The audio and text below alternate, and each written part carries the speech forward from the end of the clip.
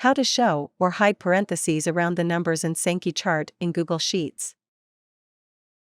Click on the Edit Chart button.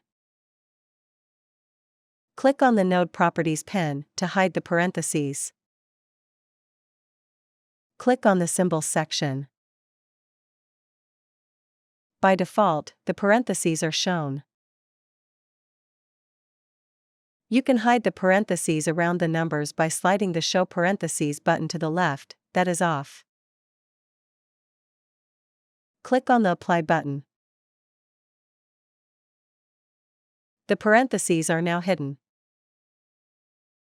Click on the Node Properties pen to show the parentheses. Click on the Symbols section.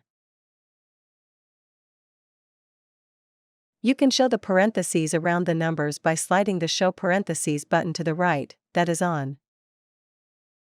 Click on the Apply button. The parentheses are shown now. Click on the Save button.